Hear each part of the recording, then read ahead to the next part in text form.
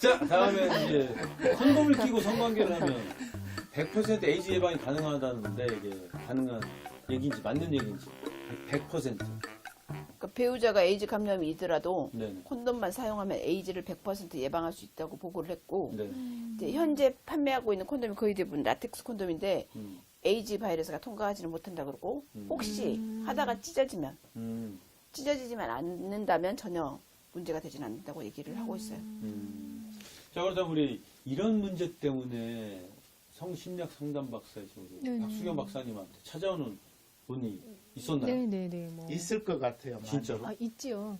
그러니까는 어떤 그 산부인과나 비뇨기과 가서 검사 받기 전에 자기들의 그 심리적 압박감 때문에 그런 것 혹시 같은데. 그런 것 같은데 혹시 뭐 이렇게 진짜 가야 되나 말아야 되나 이제 그런 상담들은 맨 처음에 이제 전화 상담으로 오고 익명으로 오다가 이제 상담센터에 와서 이제 이렇게 그 상담을 받게 되는 거죠. 그래서 뭐 제가 산부인과 전문의는 아니지만 어느 정도 들으면 또 기본적인 지식들이 있기 때문에 그런 경우에는 반드시 이제 검사를 해야만 되는 상황이기 때문에 산부인과나 비뇨기과로 이제 가실 수 있도록 이제 안정적인 그런 상담들을 해드리고 있죠. 네. 제가 궁금한 게 있어요. 네.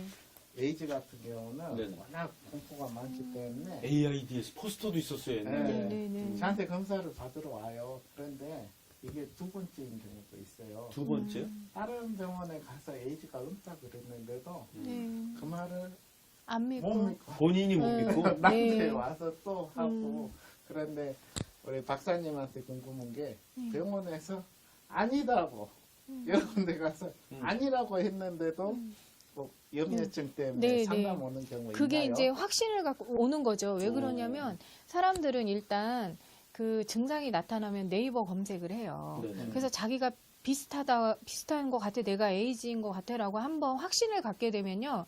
자기 확신이 들어가면 그 다음부터는 A 병원 가서 검사해보고 B 병원 가서 검사해보고 그러니까 자기 스스로가 가진 확신에 대해서 완전히 이게 불식되기 전까지는 이제 그렇게 쇼핑을 하고 다니는 거죠. 그게 심리적인 증상이에요. 어떻게 보면은.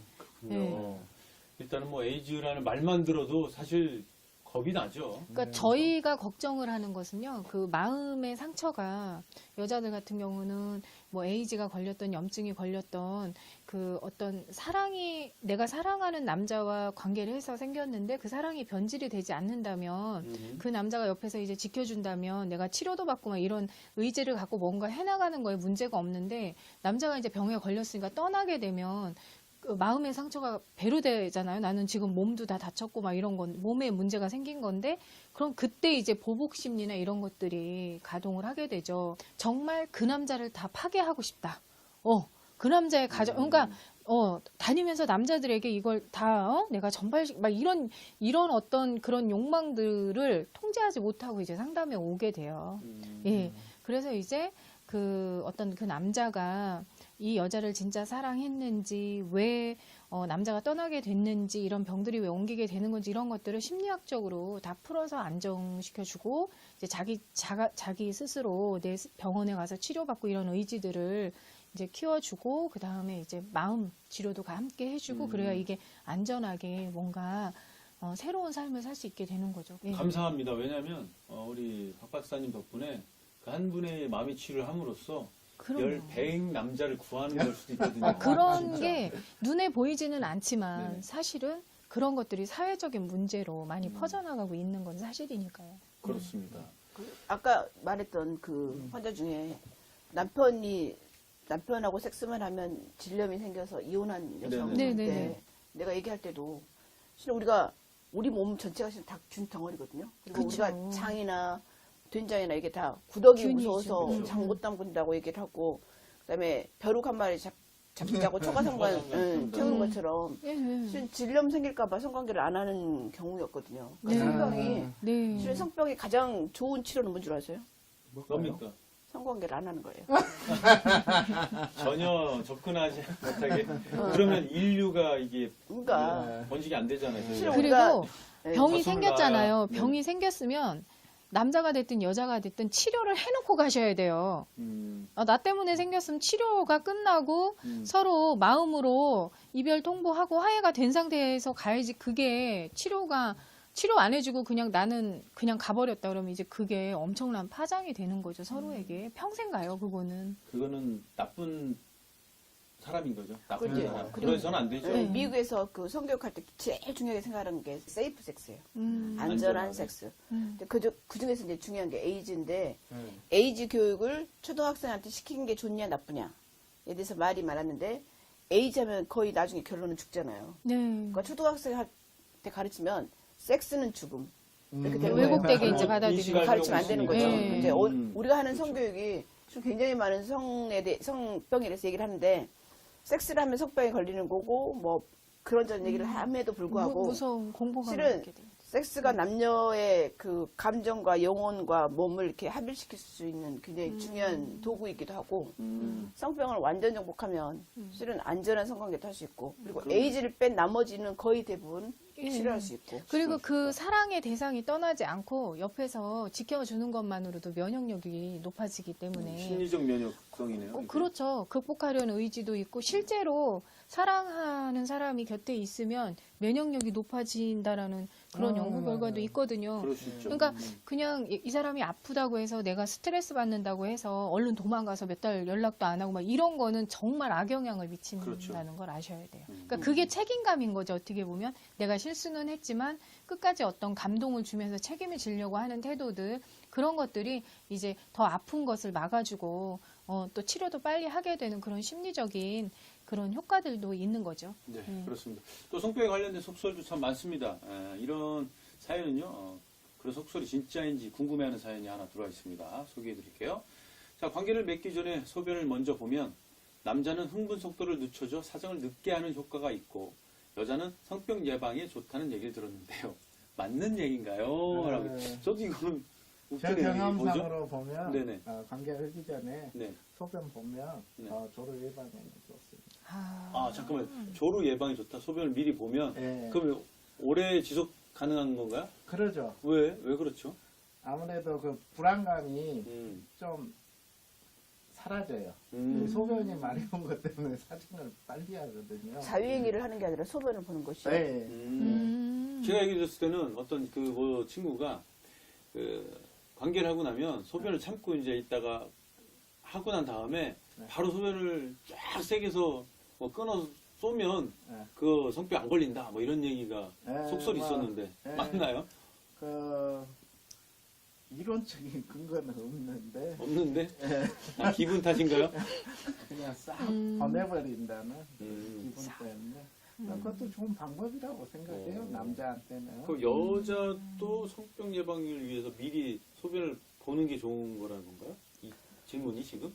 글쎄 여자는 별로 관계 없는 관계가. 것 같고요. 음. 다만 이제 잦은 그러니까 성관계를 한 다음에 피임 목적으로든 깔끔을 떨었든 관계하자마자 화장실 가서 이렇게 질속을 씻어내는 여성들이 있어요. 그러면은 뭐 청결하고 좋은 거 아니에요?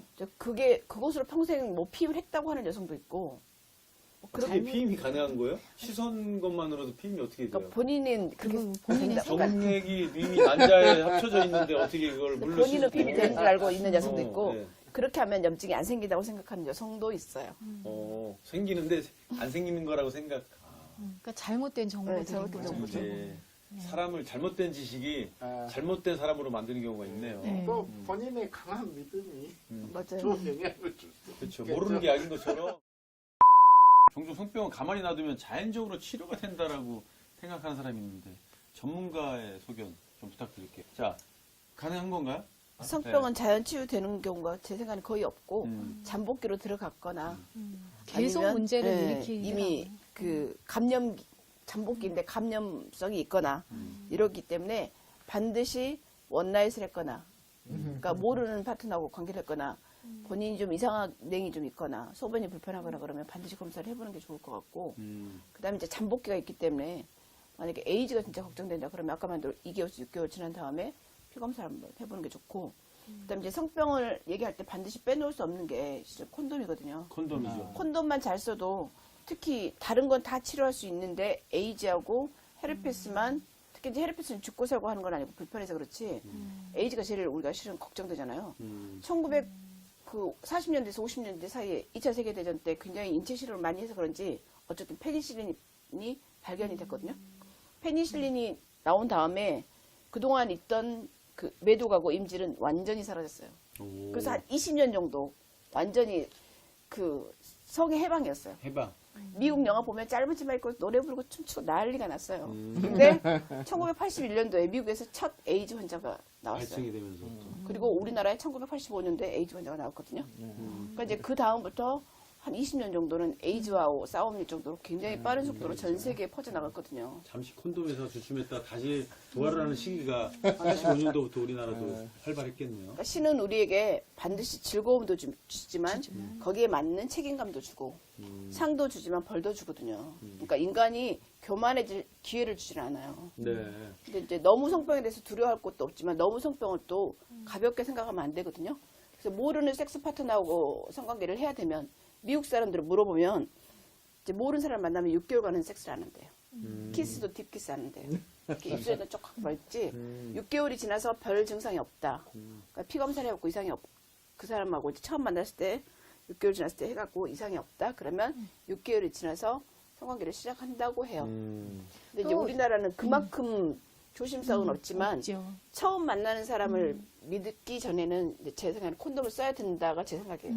그래서 또 이렇게 그 상상의 성병도 있어요. 그러니까 상상의 성병. 자기 방어. 그러니까 예를 들어서 뭐 어린 시절에 뭐 성폭행이나 이런 걸 당한 여성들이 이제 결혼을 하게 됐을 때 이제 자기 방어 차원에서 나는 계속 이제 성병이 있어서 관계를 할 수 없다. 이런 자기 방어, 자기만의 방어를 가지고 있는 여성도 있고요.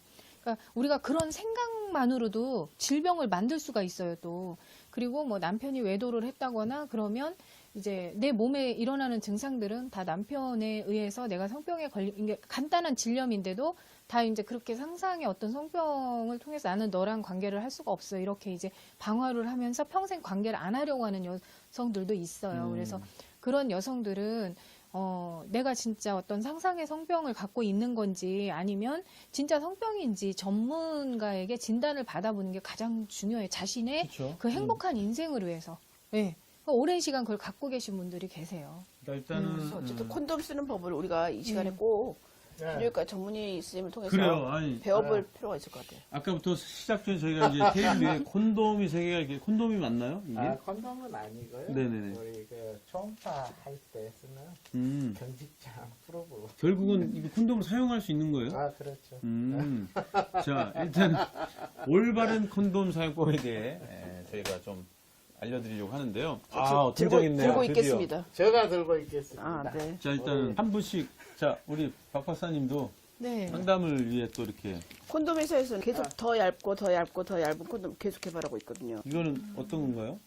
이거는 좋은 요령이 있나요? 이렇게 이거는 초음파용 프로브인데 원래 이게 그렇죠. 앞에 공기주머니가 있거든요. 네. 삼비가 공기주머니. 초음파 그게 있는데 공기주머니가 있어서 이걸 비틀고 비틀고 쭉 여기를 잡아서 여기까지 내려요. 음. 그리고 반드시 콘돔을 쓸 때 위에 보면 네. 유효기간이 있거든요. 유효기간을 유효기간을 확인하고 음. 그다음에 그 옷처럼 옷에 속이 있고 거치는 것처럼 콘돔도 속이 있고 거치 있어요. 그래서 공기주머니가 볼록 튀어나온 데가 거치예요. 거치. 그래서 이게 속을 안 말리게 이렇게 끝까지 내려야 되고 그다음 이제 진짜로 중요한 것은 콘돔을 사용하다가 뺄 때예요. 뺄 때요. 사정이 끝난 다음에 빼버리면 이게 이제 죽잖아요. 네. 그럼 이 속에 있는 정액이 바깥으로 흐르죠. 음. 그러면 우리가 말했던 성병 하나도 예방이 안 돼요. 빨리 빼야 되겠네요. 사정하기 바로 전에 빼야 돼요. 아. 남자들 체외 사정하는 거하고 비슷해요. 오. 사정해버린 다음에 빼버리면 콘돔이 질환에 들어가기도 하고 콘돔이 넘쳐요. 그리고 원래는 콘돔이 이제 꺼낸 다음에 버릴 때 이렇게 훅 바람 불어와서 이게 구멍이 나 있는지 안 나 있는지 확인해보고 구멍이 나 있으면 사고피면 바로 먹어야 돼요. 그런 얘기는 또 처음 듣네요. 아, 디테일함이 살아있네요. 네. 이런 걸 물어보거나 하는 사람들이 그리고- 몇이나 있을까요? 그리고 우리가 이제 생각했을 때 콘돔을 2장 하면 더 예방이 될 것 같아서 2장을 쓰는데 네. 그럼 콘돔하고 콘돔 사이에 마찰이 생겨서 더 잘 찢어져요.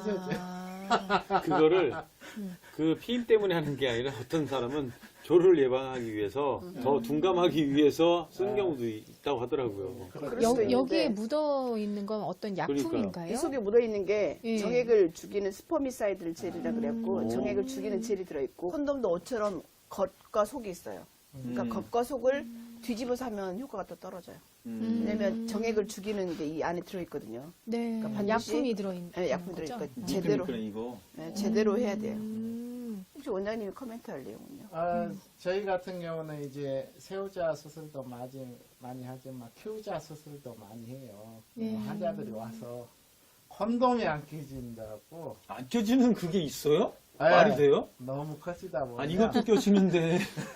그러면은 이 대부분 콘돔을 남자가 끼는 게 아니라 여자가 끼거든요. 여자를 가르쳐 줘야 돼요. 그래서 잠깐만 네. 좀 잡아주시면 옛날 그 작았을 때 자기 파트너를 생각하고 여자가 하면 안 끼져요. 그래서 여자분들이 알아야 될 게 남자친구가 커졌다 그러면 이렇게 벌려줘야 돼.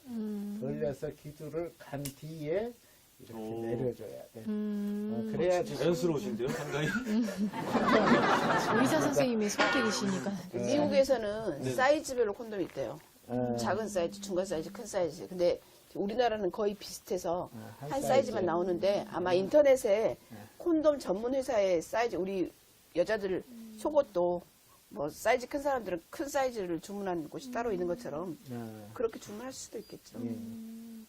근데 이제 청소년들은 이 콘돔을 살 줄도 모르고 맞죠. 또 그렇다 보니까 그 실제 사례에서 그 비닐봉지 있죠. 예. 아. 그냥 정액만 안 오. 들어가면 임신이 안 된다고 네. 생각하니까 비닐봉지를 이용해 가지고 네. 이제 관계를 해서 여자아이가 이제 굉장히 상처를 많이 받으면서 네. 그 어우. 성관계에 대한 트라우마가 생겨가지고, 네. 그러니까 그 트라우마가 되게 생각보다 오래 가요. 그래서 아, 이런 진짜 저 생각만 해도 기분 별로 안 좋은데. 네네네. 근데 이제 남자인데도. 청소년들이나 이렇게 20대 초반 대학생들은 잘 모르거든요. 음. 이제 배운다고 해도 뭐 고등학교 다닐 때 성교육을 배운다고 그래도 실질적으로 자기들이 사용해보지 않으면 모르니까. 그렇죠. 예, 이제 순간 임신은 안 해야겠고, 그럼 이제 여성이 굉장한 어떤 상처를 또 받게 되는 거죠.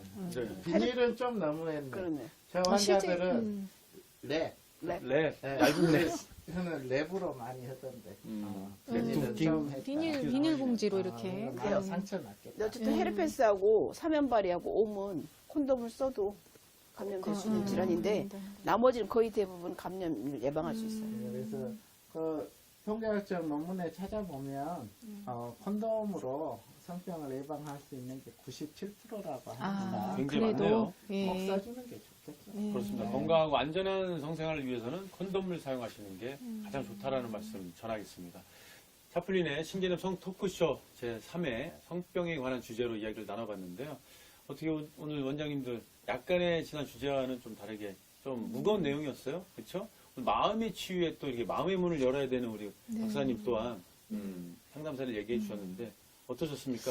무거웠지만 굉장히 필요한 내용이고요. 네. 예. 그리고 모두가 이제 알고 살아야만 우리가 행복한 성, 안전한 성, 정말 사랑하는 사람을 지켜주는 성, 네. 그런 성문화가 이제 만들어질 거기 때문에 이런 어떤 성병이나 이런 부분들은 앞으로도 좀 더 디테일하게 다뤄줬으면 좋겠어요. 네. 예. 윤 원장님은 어떻습니까? 오늘 해보시고. 우리 요즘은 검사가 많이 발달돼가지고 성병 종류가 30가지에서 50가지씩 늘어났는데 그래도 3대 성병이 있죠. 가장 많이 하는 인지, 매독, 에이즈 이걸로 제가 이야기를 마무리하고 싶습니다. 네. 인질에 걸려서 애를 못 낳거나 매독에 걸려서 기형아를 낳고 싶으면 그리고 에이즈에 걸려서 죽고 싶으면 마음대로 사십시오. 정말 무서운 말씀이에요. 그렇네요. 정말.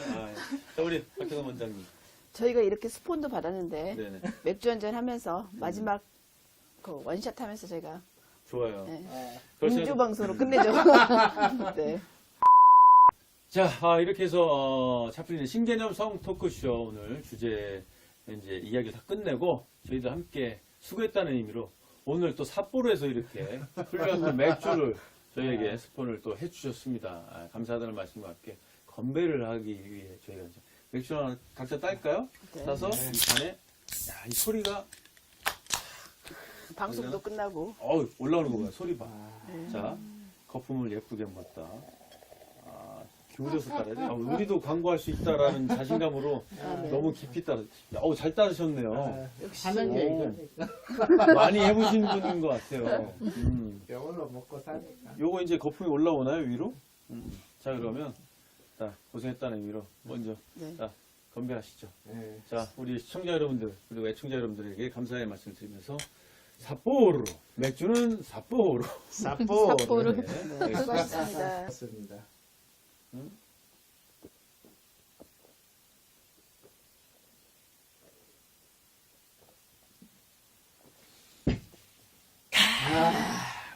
이번에 삿포로. 거품 묻은 입으로 삿포로. 삿포로. 자 오늘 자 이렇게 수고하셨고요. 저희가 또 다음 주 주제를 또 안내를 해드려야 될 것 같아요. 아까 말씀한 대로 다음 주는 이제 저희가 섹스 중독 그리고 섹스 리스에 대한 그런 두 가지 양면성이 있는 하나는 너무 많이 과도하게 해서 네. 하나는 너무 그런 섹스 자체가 없어서 네. 불평과 불만 그리고 또는 괴로워하는 분들도 있을 거거든요. 그런 주제로 이야기하면 어떨까 싶습니다. 네. 많은 준비 좀 부탁드릴게요. 저보다 우리 박사님이 네. 상담 케이스가 많았을 것 같아요. 많을 것 같아요, 진짜. 네. 우리 산부인과 우리 해성 산부인과의 박혜성 원장님은 그런 경우로도 이야기 많이 오나요? 이제 섹스리스는 주로 이혼으로 많이 가고 아, 섹스 중독은 주로 정신병이나 범죄로 가고 그러니까 몸적으로 이제 염증이라든가 이런 걸로도 많이 오죠. 아, 네. 그러겠네. 예. 뭐 많이 이분은 하니까. 말 안 해도 뭐 잘 아실 거니까. 아, 그런 우리는 뭐, 이 섹스 중독을 저는 이제 개인적으로 구분은 하지 않고, 네네. 그 수술 중독증. 아. 여자 이쁜 성형 수술 중독처럼. 하듯이 남자들 그 학대 수술 중독증이 있는데, 그런 그쵸. 분들이 거의 다 이제 섹스 중독이죠. 그렇군요. 그래서 자, 그런 사례가 있어요. 그러니까 여성들도 알겠습니다. 여성들도 과하게 막 이쁜이 수술 뭐 그런 다음 주 주제 재밌을 것 같아요, 이렇게 지금. 그 가슴 크기 수술 뭐 이런 거에 중독되신 분들도 계세요. 알겠습니다. 아, 자, 그러면 차플린의 신개념 성 토크쇼 여기서 오늘은 마치도록 하고요. 다음 주 주제로 또 아름다운 성에 대한 이야기를 들고 돌아오도록 하겠습니다. 여러분, 고맙습니다. 감사합니다.